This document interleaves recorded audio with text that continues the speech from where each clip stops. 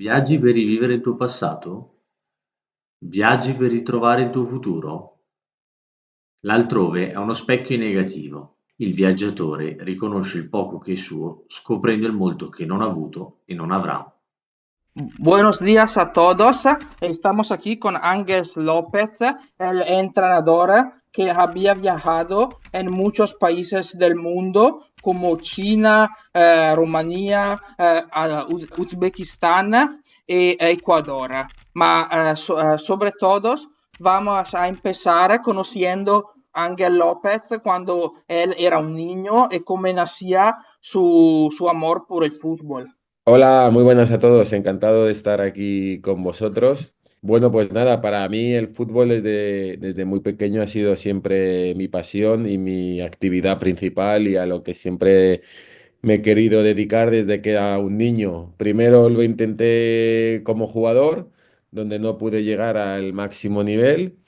Y luego como entrenador, donde en los últimos años ya sí he podido desarrollar mi labor a nivel profesional. Pero bueno, el fútbol ha sido siempre mi pasión y no solamente mi actividad, sino mi estilo de vida, ¿no? Para mí es como mi religión, mi cultura, mi forma de pensar, todo va siempre en función del fútbol. Ha sido algo que no me ha venido de familia, sino que ha sido un autodescubrimiento en mi caso, porque ni a mis padres, ni a mis abuelos, ni a mis hermanos, a nadie le gustaba el fútbol, sino que bueno, ha sido un tema más personal que yo fui descubriendo. Y bueno, ya desde muy pequeño, pues el fútbol me llevó a querer estudiar la licenciatura en educación física en la universidad, ¿no? Porque yo quería estudiar todo lo relacionado con el deporte y todo venía provocado por el fútbol, donde en la universidad ya me especialicé en alto rendimiento en fútbol y a partir de ahí pude seguir progresando. Y cómo nací tu idea de ser el entrenador, porque tú habías empezado desde muy joven, en los primeros años del 2000, con un equipo muy joven, el Inter de Madrid. Sí, cuando yo empecé a entrenar realmente era paralelamente cuando estaba en la universidad, entonces yo tenía 20, 21 años y yo no elegí entrenar en el fútbol base, me gustó entrenar desde un principio a jugadores aficionados o amateur desde el principio porque creía que eso me acercaba más al fútbol profesional. Entonces ya desde que tenía 20, 21, 22 yo dirigía a jugadores que eran mucho mayores que yo, ¿no? Yo jugué al fútbol hasta la etapa juvenil. Cuando ya vi que no podía progresar como a mí me gustaba, pues empecé a entrenar. Y bueno, pues lo que te digo, elegí en vez del fútbol base, elegí el fútbol amateur o semiprofesional para empezar mi carrera como entrenador, combinada con seguir estudiando en la universidad. Entonces, bueno, desde las categorías más bajas del fútbol de Madrid pude ir progresando y ya cuando terminé la carrera y ya tenía la licenciatura, en un principio fui preparador físico durante muchos años. Luego pasé al puesto de segundo entrenador, donde también estuve Del Getafe. sí, muchos años y con muchos entrenadores. Y luego pasé a ser primer entrenador, donde desde 2017 ya soy primer entrenador. Entonces, esto ha sido una progresión a lo largo de los años. Exactamente, ahora lo vamos a explicar cómo surgió tu posibilidad desde que tú estabas haciendo la universidad a poder entrar en el mundo del profesional con el Getafe. Bueno, yo nada más terminar la carrera universitaria, tuve la posibilidad de ser preparador físico en tercera división aquí en Madrid, en el club en el que yo había estado jugando hasta juveniles, ¿vale? En el San Fernando de Henares, aquí en Madrid. Entonces, hicimos esa temporada, hicimos una gran temporada, la mejor temporada en la historia del club, que jugamos para subir a Segunda División B de antiguamente, ¿no? Y ese año tan exitoso hizo que el filial del Getafe fichara a todo el cuerpo técnico que estábamos en el San Fernando. Entonces, ya con 25 años pude fichar por el filial del Getafe y ir allí en un principio como preparador físico. Entonces, cuando estaba en el segundo equipo del Getafe como preparador físico y ya pude mostrar mejor mi trabajo con más medios, más recursos y desde un principio prácticamente empecé a colaborar con el primer equipo porque siempre necesitaban ayuda de algún tipo y al año siguiente ya me Claro. subieron como preparador físico al primer equipo. Y cuando tú estabas relacionado con los entrenadores del primer equipo, ¿qué cosa tú vas a emparar para tú mismo y para hoy en día que tú estás entrenador? Sí, yo creo que uno de los aspectos más importantes para mí es que he trabajado con muchos entrenadores. Es decir, hay segundos entrenadores que toda su carrera la hacen al lado del mismo entrenador. Sin embargo, pues yo he trabajado con muchos entrenadores y con algunos, Laundrup, claro, con algunos durante varios años, ¿no? Pero, por ejemplo, Mitchell no tiene nada que ver con Cosmin Contra no tiene nada que ver con Miroslav Jukic, Jukic no tiene nada que ver con Víctor Muñoz, son entrenadores del máximo nivel en los que yo en unos inicios tuve la oportunidad de trabajar al lado de ellos y pues yo tenía 25, 26, 27, 28, 29 años así.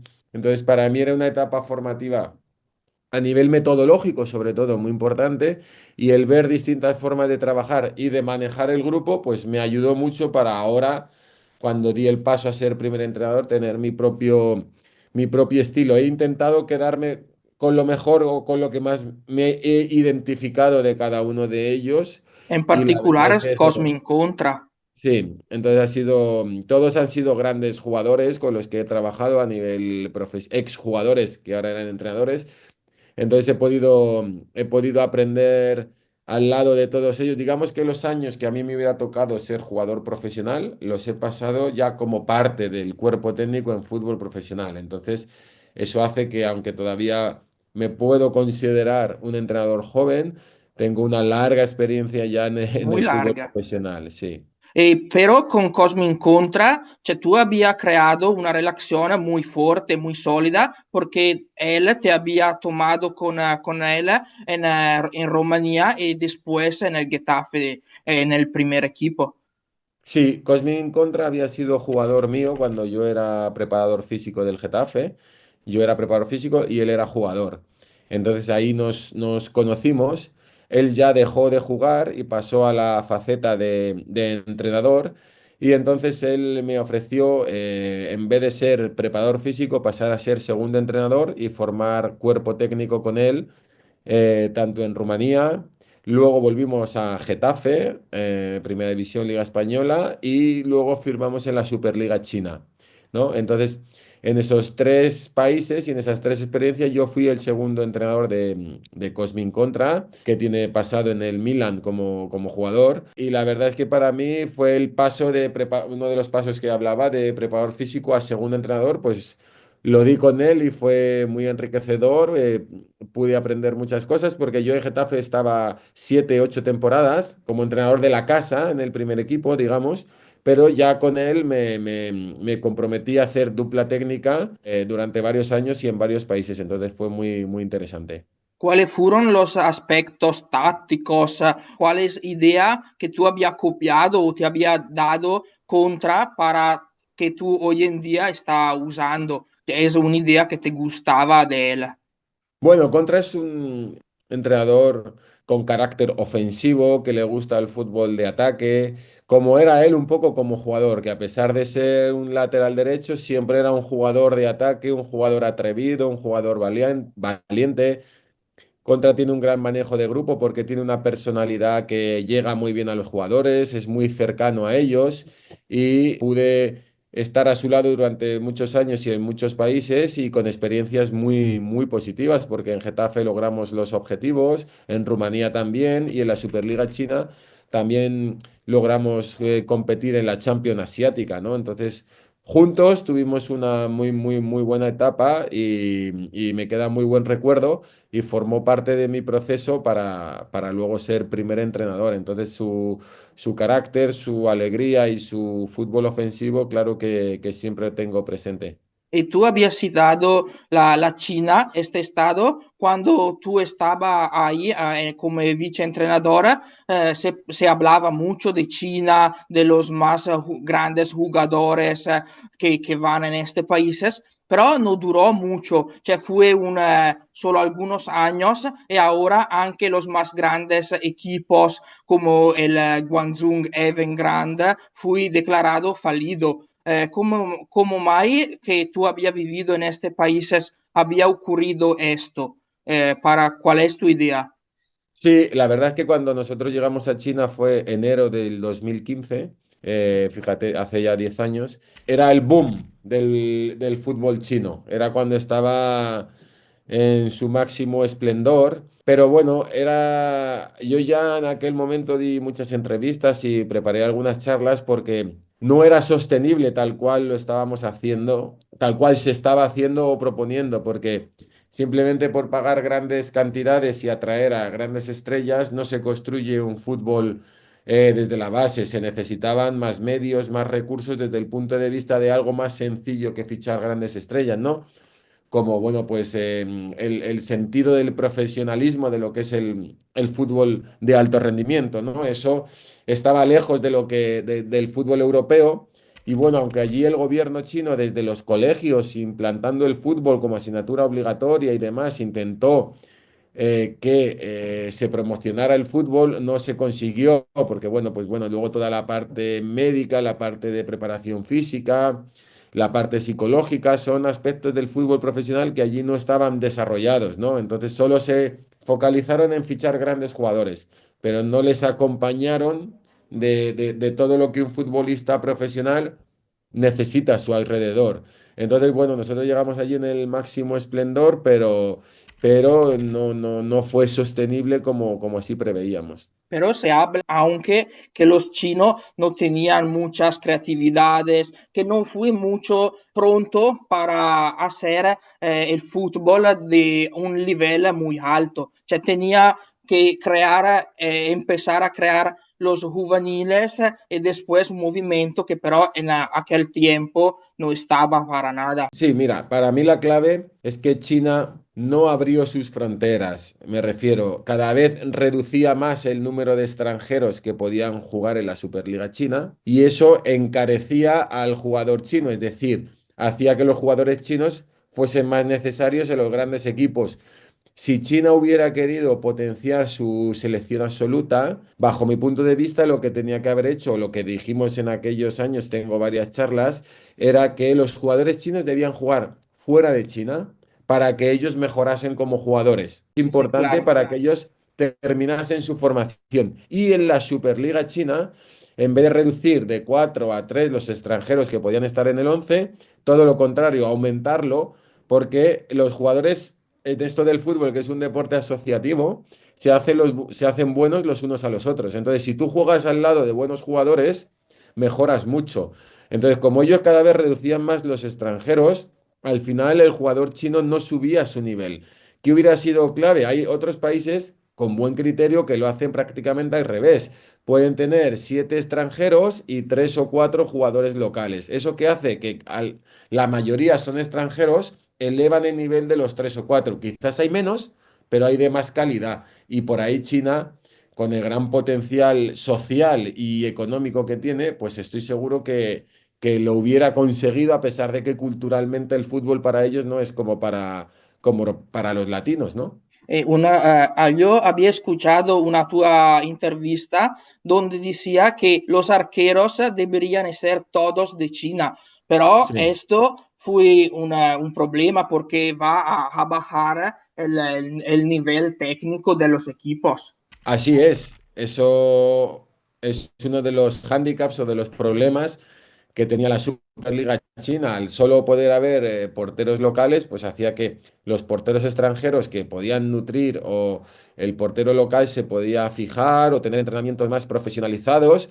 al lado de porteros extranjeros, pues no se hizo así. Es lo que te digo, ellos tenían que haber abierto el cupo de extranjeros mucho más y tenían que haber provocado de cualquier manera que sus mejores jugadores o los jugadores chinos o muchos jugadores chinos salieran a jugar a otros países. China es un país muy cerrado en el que cuesta que salgan fuera de sus fronteras. Si ellos se hubiesen ido a jugar, pues a lo mejor no digo a Europa, pero a Japón o a otra serie de países más cercanos con un nivel de fútbol más alto, estoy seguro que China hubiera sido una nación imparable, pero no fue así. Ellos intentaron proteger lo suyo al máximo, como en este caso de los porteros, y al final, ahora, ¿qué ha pasado? Que el fútbol chino prácticamente no ha desaparecido, pero su selección está última en la fase de grupos de Asia, ¿vale? Y ha dejado ya de tener como objetivo el control del fútbol mundial, como sí lo consiguió en los Juegos Olímpicos, sin embargo, que es la número uno en el medallero, pues no lo ha conseguido con el fútbol, donde es un deporte de un carácter más abierto que los deportes olímpicos quizás, o que otros muchos deportes olímpicos, y entonces les ha costado más tener ese control sobre el fútbol. E sobre un punto di vista culturale, ¿cuál fue tu experiencia en China? Por ejemplo, el aspecto, China es un país muy histórico, aunque la ciudad fue veramente grande, tenía casi 15 millones de habitantes, Guangzhou. ¿Cómo tú viviste en China? ¿Te gustó o no mucho?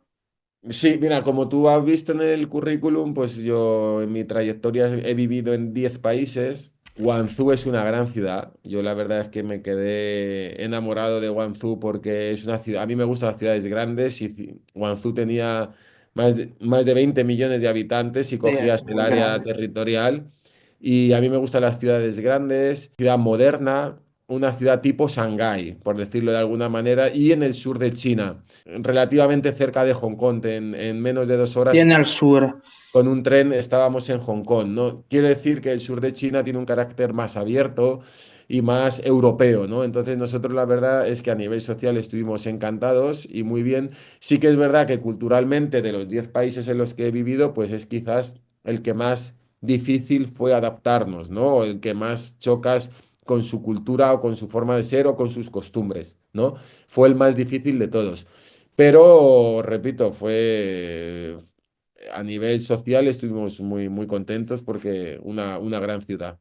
Y ahora va a empezar tu carrera de entrenador en España, en el Recreativo Huelva. ¿Cómo nació, cómo surgió esta oportunidad? Y fue una muy buena nada, pero que te había dado muchas buenas respuestas para el futuro, porque tú habías tomado una salveza, pero fue un campeonato muy competitivo. Sí, el Recreativo de Huelva, cuando me llama, estaba en problemas en la clasificación porque estaba en descenso en la jornada 12 y bueno, la verdad es que tuve la oportunidad de dirigir al el Recreativo de Huelva, que es un club histórico en España porque es el número uno, el primer club de fútbol que se creó en España fue el Recreativo de Huelva. Entonces es un club muy histórico y un club con mucha masa social y con una gran repercusión. Entonces esa fue mi primera experiencia como primer entrenador, donde tuvimos una racha inicial de resultados de juego extraordinaria. Desafortunadamente, una vez que pasaron las navidades de aquel año 2017-18, el club entró en problemas financieros, la propiedad entró en problemas económicos y eso conllevó a que, bueno, pues los jugadores dejaron de hacer sus entrenamientos con normalidad.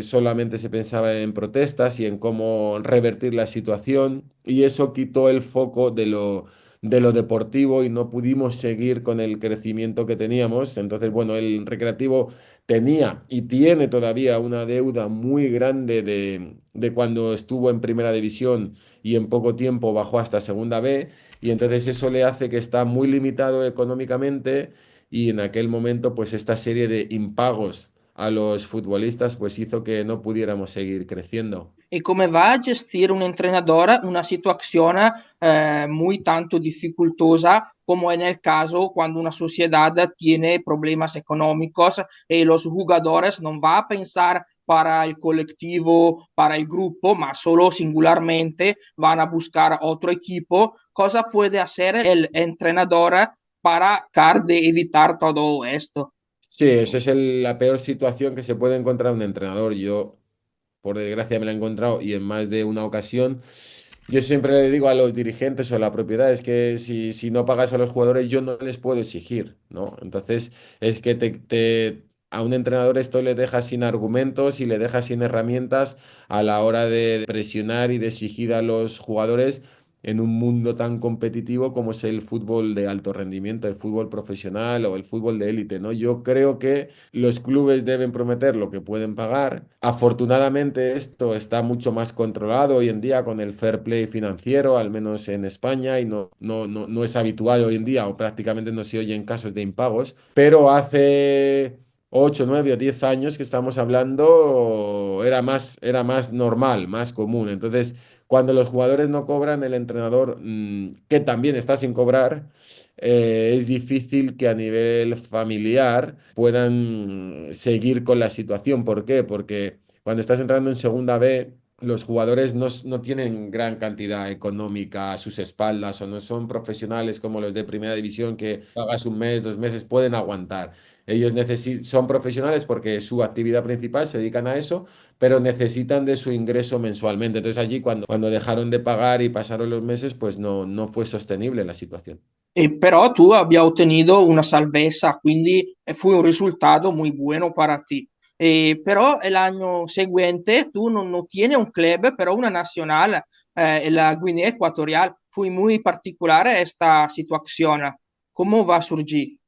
Sí, pues porque, bueno, en Guinea Ecuatorial fue colonia española, entonces hablamos el mismo idioma y fue, digamos, España hasta 1950, una cosa así. Entonces tenemos lazos con ellos y yo daba varias clases en ponencias en ciertas universidades aquí en Madrid y en una de ellas había alumnos que eran de Guinea Ecuatorial, ¿no? Entonces, después Ah, ok. de yo en estas charlas di mi versión del fútbol asiático, fútbol europeo, fútbol, como he estado, dije lo que pensaba un poco de cada continente y dije algo del fútbol africano que a ellos les llamó la atención. A partir de ahí empezamos a hablar con estos alumnos y bueno, eran alumnos de Guinea Ecuatorial que estaban en contacto y en relación con la Federación de Guinea Ah, Ecuatorial. ok. Y entonces ellos mismos, después de esta charla, cuando pasó 1 o 2 meses, me volvieron a llamar y me dijeron, va a venir el vicepresidente de la federación y te quiere conocer porque le hemos hablado de tu charla en la universidad. Pues de esa manera me reuní con ellos y cuando vi lo que querían hacer o las ideas que tenían, empecé a presentar proyectos. O sea, no fue de un día para otro. Te digo que pasó incluso más de 2 años hasta que después de varios proyectos ellos me aceptaron como seleccionador. Yo cuando estuve en Recreativo de Huelva y anteriormente en Al Shabaab en Dubái como asistente, yo ahí ya seguía mandando proyectos a Guinea porque ya teníamos la relación y la posibilidad de incorporarme como seleccionador. Entonces, en aquel momento yo era el seleccionador más joven del mundo, llevando una absoluta, Wow. y además se nos dio muy bien porque tuvimos muy buenos resultados, pero más que los resultados, que podían haber sido de cualquier manera, porque el fútbol es así, es el que se volvió a crear una selección, la gente se sintió identificada y logramos enganchar al pueblo.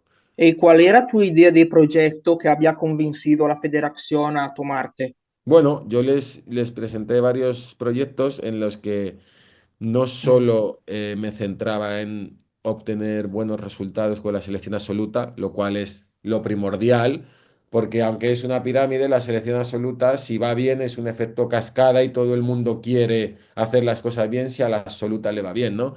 También quise englobar la formación de técnicos locales, quise englobar el profesionalizar la liga local de Guinea Ecuatorial. Entramos en un proyecto también para el fútbol base dentro de la federación y entramos, bueno, pude ir con más de una persona a dirigir el proyecto desde la absoluta, pero bueno, como en el fútbol de selecciones se juega cada mucho tiempo, en algunas ocasiones, pues podíamos durante esos meses seguir desarrollando allí categorías inferiores y fútbol local. Entonces fue un proyecto entero de fútbol, no fue simplemente el dedicarme a la selección absoluta, que lógicamente era la labor principal, y el vivir allí durante la mayor parte del mes, pues hizo que vieran el compromiso que teníamos. Sí, sí, tú tenías en tu cabeza todo el movimiento de Mm. futbolero de Guinea Ecuatorial. Sí, sí, sí, sí, así fue. Y yo creo que fue un acierto y la verdad es que lo disfrutamos mucho y fue un gran año, un par de años, 2018, 2019 recuerdo. Bueno, yo en aquel momento decidí salir porque quería seguir progresando, era entrenador joven y veía que no tenía el día a día que a lo mejor el cuerpo a un Sí, sí, entrenador sí. joven le pide. Pero, tú habías buscado, aunque jugadores afuera del país, por ejemplo, en Europa, yo sabe que muchos guineanos están en España, por ejemplo, yo voy a pensar a Pedro Bianga, que en aquel periodo él jugaba en Italia o antes en España, que había decidido de tomar la nacionalidad de Guinea Ecuatorial en el 2018. Claro, esa fue la clave. Entonces, cuando yo cojo la selección, digamos que hay que reconstruir todo de cero, ¿vale? Porque entra un nuevo presidente de la federación. Entonces, yo entro con el nuevo presidente cuando ganan las elecciones y entramos con el proyecto. Entonces, yo intento reconstruir toda la selección y una de mis primeras medidas para captar la atención de los demás jugadores fue hablar con Pedro Obiang, que jugaba en el West Ham en aquel momento, en Premier League, para intentar unirle al proyecto. Él hasta aquel entonces no había ido nunca con Guinea Ecuatorial, porque bueno, un chico joven, de gran nivel, tenía posibilidad también de jugar con España. Entonces yo hice muchos viajes a Londres para explicarle, no para convencerle, pero sí para explicarle el proyecto y lo que yo quería llevar a cabo en Guinea. Mucha gente me dijo, no pierdas el tiempo, siempre lo intentan y luego normalmente pues no lo consiguen o nunca ha venido hasta ahora. Yo dije, tengo la obligación de ir De allí, de hablar intentarlo. con él. Él no me dijo que sí al primer viaje, ni mucho menos. Hice varios viajes allí y ¿Cuál fue la clave? a los 10 o 15 días me llamó, yo me reuní también con sus representantes, me reuní con su entorno y les expliqué lo que yo estaba haciendo en Guinea, ¿no? Y cómo lo tenía Ok. estructurado para asegurarle. La clave fue que él vio que había un proyecto serio y había un proyecto profesional y estábamos organizados. Le dije cómo estábamos jugando, le dije cuál era la intención y cómo lo tenía todo estructurado. Entonces a él le gustó y él se incorporó al proyecto. Entonces eso marcó un antes y un después, ¿no? Porque con Por él, su aparte cualidad. de dentro del campo, ganábamos mucho en calidad. También hubo otros jugadores que se quisieron sumar o comprometer también con el proyecto. Aparecieron jugadores jóvenes que yo fui a buscar a campos incluso de cuarta y quinta categoría, como Saúl Coco, que ahora juega Saúl en Coca ahora al Italia. Torino.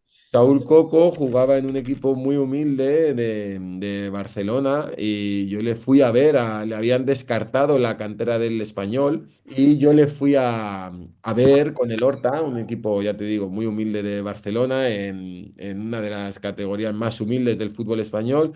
Y sin embargo, a mí desde un primer momento me encantó el jugador y no tuve ninguna duda con él y lo llevé y lo hice debutar con Guinea contra Arabia Saudí en el amistoso que jugamos en Riyadh, ¿no?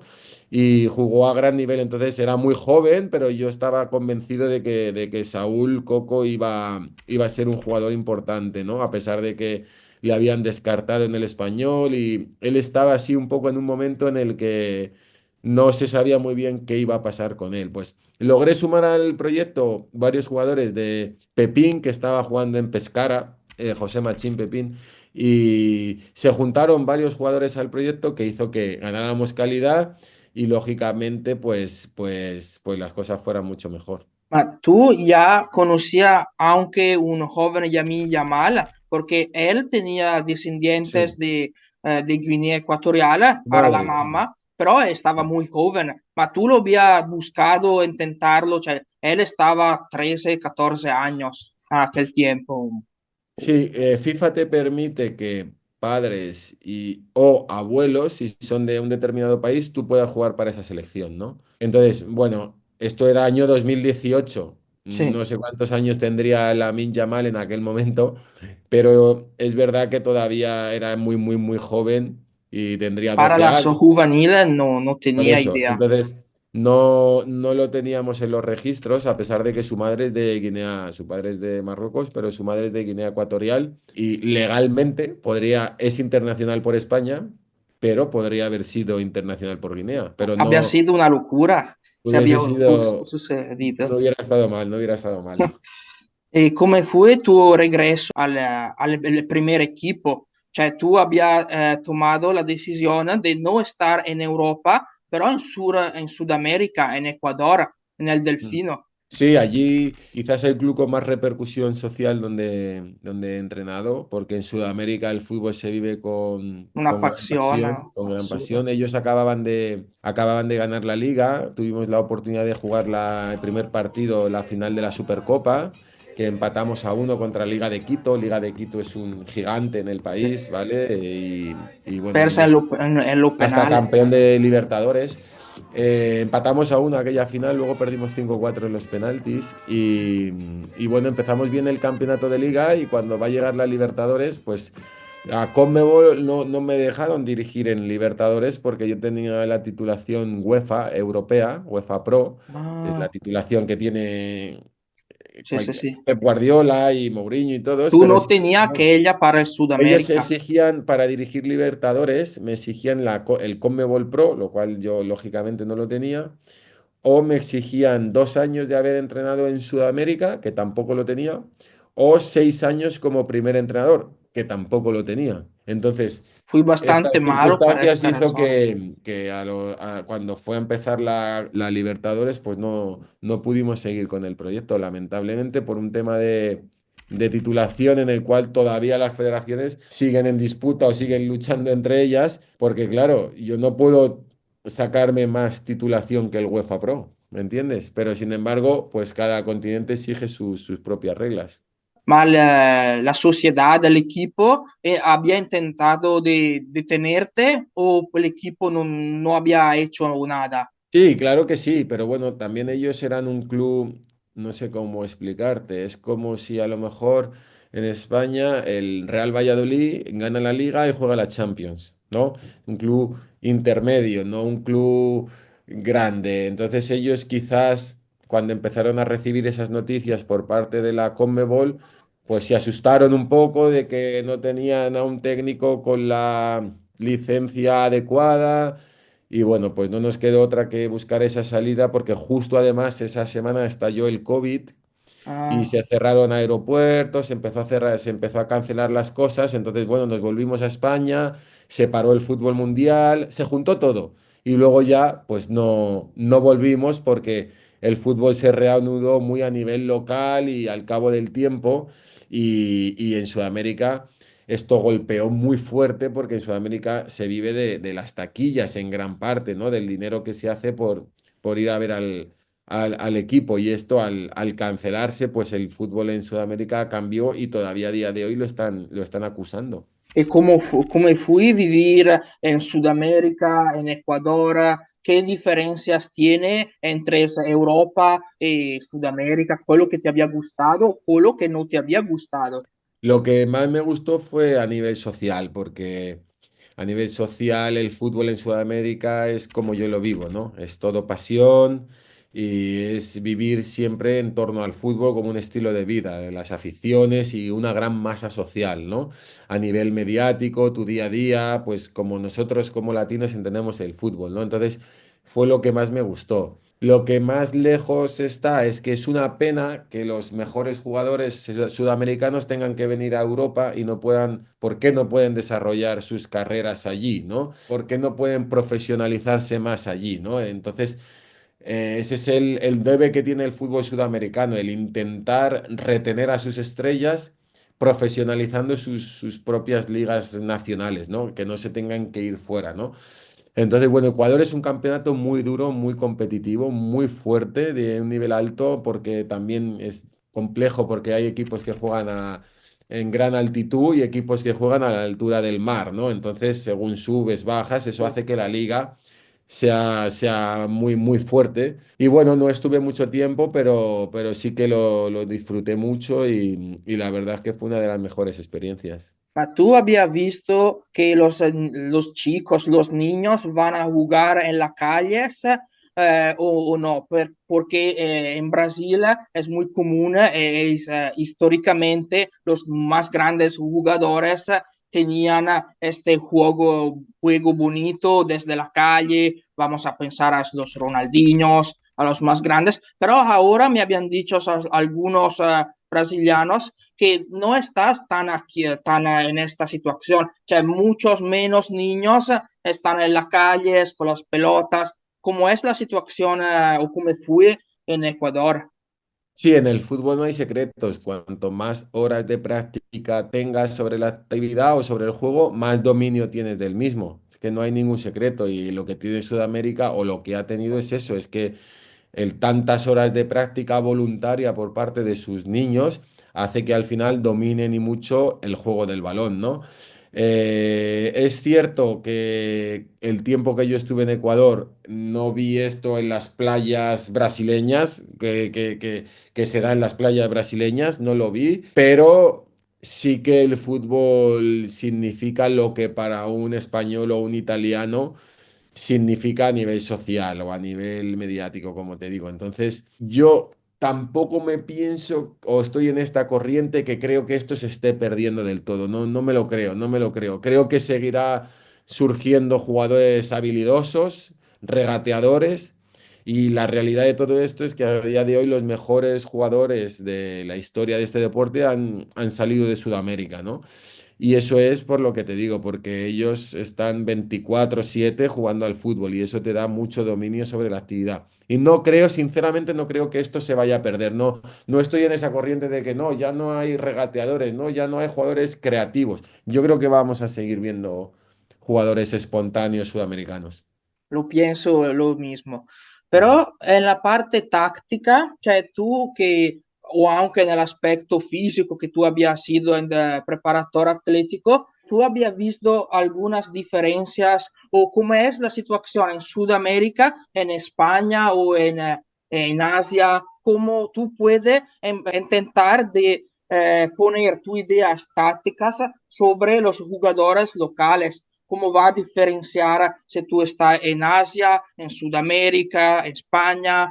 Sí, mira, a nivel metodológico sí que es el salto más grande que yo he visto. Es decir, a nivel táctico no, porque hoy en día todos ven fútbol internacional. La Eurocopa o el Mundial es un espejo donde todo el mundo lo ve y todo el mundo mira y todo el mundo ve las nuevas salidas de balón, el nuevo juego colectivo, el nuevo juego asociativo, los nuevos estilos de juego se ven. Cuando tú ves un partido de fútbol eso se ve.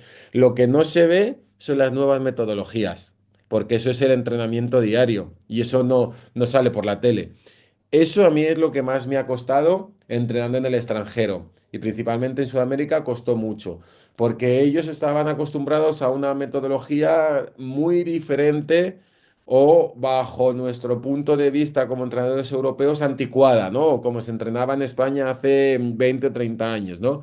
Entonces, claro, cuando tú eres extranjero y cuando te fichan en un país extranjero, intentas decir, oye, si me han fichado es por algo y yo tengo que responder a las expectativas que el club tiene en mí, ¿no? Entonces, esto fue un choque con los jugadores porque ellos les gustaban los entrenamientos, porque era todo con balón, todo integrado, todo el modelo de juego, pero ellos estaban acostumbrados a correr, irse por el monte, a hacer entrenamientos más analíticos. Entonces, no es que no les gustara a los nuestros, pero es que dudaban de si entrenando de esta manera ellos iban a estar bien físicamente, que era su preocupación, ¿no? Y esto también, de otra manera, también pasa en el fútbol asiático, ¿no?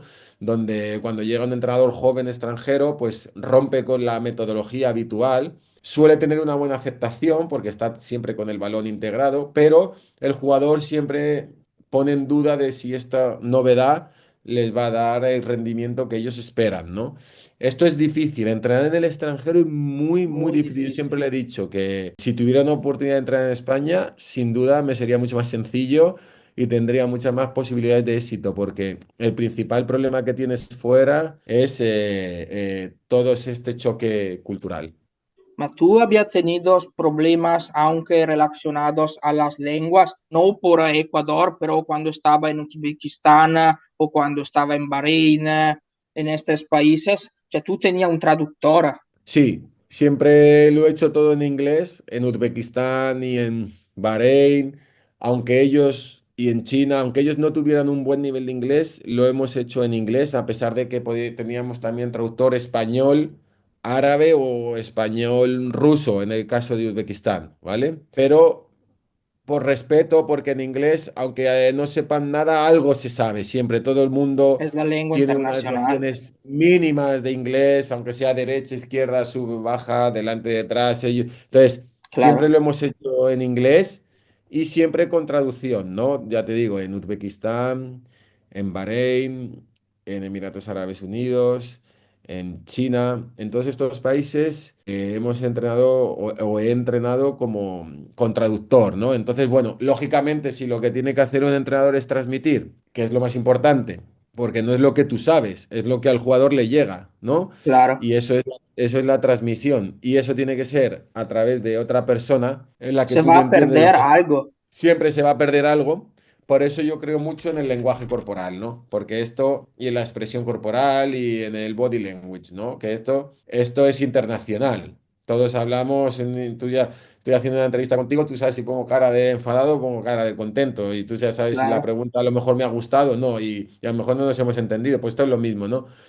Entonces, siempre he intentado, entrenando en el extranjero, ser quizás más expresivo y más llegarles a los jugadores de otra manera, ya que a través de su idioma, pues lógicamente no se puede, porque aunque siempre he intentado tener unas nociones mínimas del país en el que he entrenado, porque bueno, tú no, a lo mejor no acabas hablando árabe, pero te puedes aprender derecha, izquierda, balón, compañero, no sé, puedes aprender las palabras básicas y eso es un síntoma tuyo de integración muy interesante y que a mí me ha dado resultados positivos desde el punto de vista social, no desde el punto de vista deportivo. Desde el punto de vista social, ellos te ven que les respetas y que te quieres integrar. Entonces es importante, no vas a llegar a dominar el idioma, pero sí al menos unas palabras. Fue difícil adaptarte en países árabes como Bahrein, Emirates Árabes Unidos, que son países muy integralistas en algunos aspectos. O sea, es bastante diferente a Europa. Sí, fue difícil porque, bueno, en el caso de Emiratos, ellos tienen una condición socioeconómica simplemente por el hecho de ser emiratíes muy buena, cómoda, entonces les hace que el fútbol es una actividad secundaria para ellos, ¿no? Entonces, para un español o un italiano que el fútbol lo es todo y que intenta ser profesional y lo máximo, pues muchas veces yo creo que es un error ir allí e intentar cambiar las cosas, porque no, tú no puedes luchar contra la historia, contra la tradición y contra miles y miles de años de una forma de pensar. Entonces, sin embargo, creo que es interesante ir y ponerte a prueba como entrenador en entrenar en esas circunstancias y saber reinventarte, ¿no? Yo siempre digo que una cosa que es muy debatible, ¿no? Pero que un entrenador está inacabado si no entrena en el extranjero, porque ahí es donde te pones a prueba, pero de verdad, ¿sabes? Que no son solo tus conocimientos, sino es tu forma de adaptarte en el día a día cotidianamente, ¿no? Entonces, en Emiratos fue difícil porque ellos, por su condición socioeconómica, es difícil que tú les puedas exigir cuando ellos tienen una posición muy buena sin haberse autoexigido mucho, ¿no? En el caso de Bahrein, que es la experiencia más reciente, es distinto. Bahrein dentro de los países del Golfo es más abierto, no es un país tan rico como Emiratos o como Arabia y puedes apretar un poquito más a los jugadores porque realmente lo necesitan. Pero aún así, ambos sitios están todavía lejos de lo que es el fútbol europeo a nivel de mentalidad, a nivel de profesionalismo, a nivel de entrenamiento diario, a nivel de alimentación, de nutrición, de horas de descanso.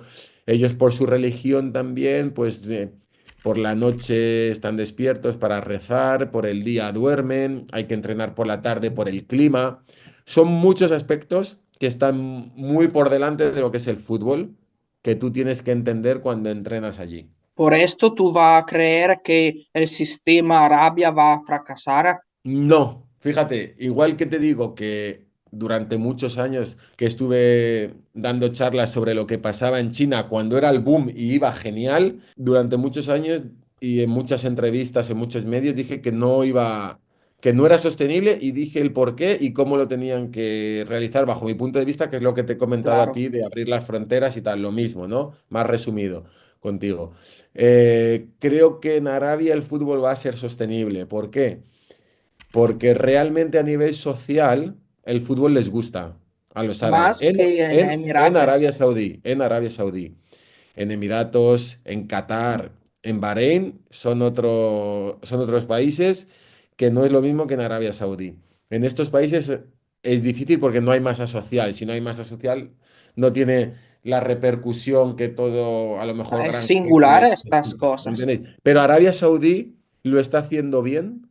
Lo está haciendo desde hace muchos años de una manera sostenible. Está invirtiendo mucho, lógicamente, porque se lo pueden permitir, pero también han tenido la preocupación de hay muchos jugadores de Arabia Saudí que están intentando desde la base, pues aquí mismo a Madrid, a España, vienen de repente 20 chicos de Arabia Saudí para esta escuela, para entrenar, o sea, están intentando atacarlo desde categorías inferiores, no están solo centralizados en el alto rendimiento. Y lo más importante es que a nivel social, a la gente en Arabia Saudí llena los estadios. Es decir, le gusta y sigue la liga y sigue su propia liga. Lógicamente que vayan grandes estrellas europeas les ayuda y mucho, pero creo que el fútbol en Arabia Saudí va a ser sostenible y no lleva el camino de China. En Uzbekistán le va a gustar el fútbol, un poco como en Irán. Es un país donde les gustas. En Uzbekistán tiene un campeonato de un nivel muy alto. Yo me quedé sorprendido cuando llegué allí, me esperaba un nivel más bajo. Cuando me llamaron fui una semana a prueba porque quería conocer el sitio, las instalaciones, el club, el país, un poco no ir a ciegas. Ellos me lo permitieron. Y me encantó y después de 3 4 días firmé contrato con ellos porque me gustó mucho el nivel que tenían los jugadores. El nivel de la segunda división incluso era alto, porque jugamos varios amistosos contra equipos de segunda y era alto. Y en Uzbekistán el fútbol tiene seguimiento, curiosamente, en los pueblos o en las ciudades pequeñas, ahí es todo el pueblo, toda la ciudad para ese equipo. Sin embargo, en Tashkent, en la capital, los equipos tradicionales como Pactacor y demás, a lo mejor no tienen tanta masa social al ser ciudades muy europeas, muy internacionalizadas, en las que no hay un grupo de gente que tenga un seguimiento sobre su equipo, ¿no? Entonces, curiosamente, te ibas a jugar a una ciudad lejos de 4 o 5 horas de Tashkent, que era un pueblo pequeño, pero el campo estaba lleno, ¿no? Entonces, es un fútbol que está... Uzbekistán para mí está haciendo un buen proyecto desde categorías inferiores. La sub-23, fíjate qué curiosidad, la selección olímpica juega como un equipo propio en primera división. Es decir, como si la sub-21 italiana fuera un equipo de la Serie A. Wow. Es- ¿Eso qué hace? Que hace que los jugadores de esa selección, que es un equipo, estén todo el año jugando juntos y mejoren mucho su rendimiento, ¿no? Porque no es una Es muy selección, es un importante. equipo y compitan constantemente. Entonces, ellos tienen varias ideas que a mí me parecen muy interesantes y ya la selección absoluta está a un nivel alto, está consiguiendo buenos resultados. Yo creo que la próxima Copa de Asia va a dar mucho que hablar. Hay un jugador de Uzbekistán jugando en la Roma, no sé si Decir Shomurdo. el delantero. Hay otro jugador de Uzbekistán jugando en el Lens que le tiene una oferta, o parece que tiene una oferta del Manchester City, el central. Te quiero decir, ya empiezan a aparecer jugadores al alto, alto nivel. Uzbekistán en los recientes Copa de Asia había tomado los cuartos de finales muchas Mm, veces. Es mm. un nivel muy, muy alto. Sí, sí, tiene un nivel alto. Ellos tuvieron también el problema de un equipo allí muy importante que es el Bunyodkor, con un gran es la mejor academia del país, con un gran estadio. Pues hubo también hace muchos años firmaron a Rivaldo, a grandes Rivaldo, yo estrellas, recuerdo. se hipotecaron y se arruinaron, ¿no? Como esto que te comentaba del Recreativo de Huelva. Y eso todavía lo están pagando o todavía no han terminado de recuperarse. Entonces eso les ha hecho que no puedan surgir nuevos talentos al ritmo que yo creo que el país requiere. Pero bueno, están en camino porque yo creo que a nivel de selección están haciendo las cosas bien. Y tú habías podido visitar aunque todo el país, porque Uzbekistán es uno de los países muy infravalorados del mundo porque tiene una historia tan rica, está todo pleno de meraviglia da visitar. Uzbekistán es un país maravilloso, seguro, en el que me refiero que es un país muy seguro de visitar, en el que no hay delincuencia. Es un país que donde pasaba la ruta de la seda y es una historia Esatto, impresionante, todo lo que es magnifico. Bukhara y Samarcanda, Giva, son ciudades históricas en las que estás allí, no te lo puedes creer porque parece que te vas a miles de años atrás, ¿no? Y sin embargo se conservan realmente bien, que es la Sì, sì. diferencia con a lo mejor otras ciudades europeas históricas, ¿no? Entonces, es un país en el que todo el que lo va, está creciendo ya el número de turistas, al menos españoles, que van allí. Además, esta semana escuchaba en la radio aquí en España que habían puesto un vuelo directo Madrid-Tashkent porque eran conscientes de que es un país muy bueno para visitar, para los turistas y que estaba gustando mucho. Y yo tuve una muy buena experiencia allí en el año 2022. Eso que nada más, yo firmé en enero y en febrero estalló la guerra, ¿no? Entonces tuvimos el problema de que nuestros propietarios eran rusos y la guerra Por afectó a esto, nivel, porque hasta allá en la guerra, pues los rusos no podían sacar el dinero de sus fronteras y tuvimos entiendo. pues esa serie de situaciones bueno, lamentablemente todavía hasta día de hoy, pues siguen perjudicando al fútbol ruso y al fútbol un poco de la antigua Unión Soviética. Y ahora hablando del futuro, ¿cuál país te gustaría visitar y trabajar? Si tú tienes una Mira, idea, siempre yo creo que te llama la atención el tema de Inglaterra, ¿no? Inglaterra. Pero tú habías Principalmente. ya más trabajado en Manchester, aunque si no por un Sí. equipo para otra Mm. situación. Yo trabajé en Manchester en un proyecto de, entre medias de que una etapa que no tienes equipo, viajé a Manchester para perfeccionar mi inglés, mi idioma, y allí estuve trabajando un poco en el Instituto Cervantes, que el Instituto Cervantes promociona la cultura española a lo largo del mundo, ¿no? Entonces yo al Instituto Cervantes le presenté un proyecto en el que el fútbol era algo cultural en España muy importante y el instituto me aceptó el proyecto y empezamos a promocionar el fútbol español o la marca España en el Instituto Cervantes de Manchester. También fuimos al de Leeds, también fuimos al de Dublín, dando charlas sobre cómo los entrenadores españoles, que yo creo que, al igual que los portugueses o italianos, somos referentes a nivel internacional. Presenté un proyecto y desarrollamos un proyecto en el cual pues teníamos como objetivo el dar a conocer la formación de los técnicos españoles y la verdad es que iba realmente bien el proyecto, pero bueno, cuando me llaman de nuevo del fútbol profesional, pues siempre intentas volver al banquillo. ¿Y cuáles cosas te gustaría portar desde España a Inglaterra? ¿Y cosa tú piensas que puede tomar para a Inglaterra y buscarla, portarla a España? Mira, de Inglaterra a España es el tema organizativo. Los ingleses son muy organizados y muy disciplinados, ¿no? Entonces, eso hace que la liga, la Premier, tenga una organización y una estructura que da gusto, ¿no? Que siempre sabes, desde el principio de temporada tienes todo tu esquema, te puedes preparar absolutamente todo el calendario y, no sé, está muy bien estructurado, con mucha seriedad y con tiempo de antelación, ¿no? Fíjate que Inglaterra para mí ha invertido muchísimo y sigue invirtiendo muchísimo más que la Liga Española o que la Serie A italiana.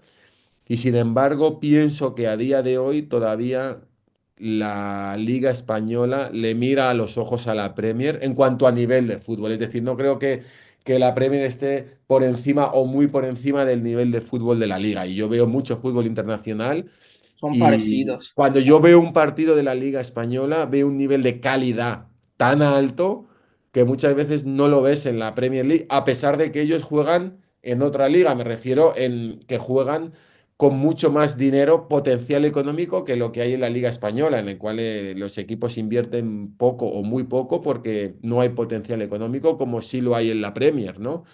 Entonces, a pesar de eso, a nivel de calidad, sinceramente, me gusta más la Liga Española todavía a día de hoy.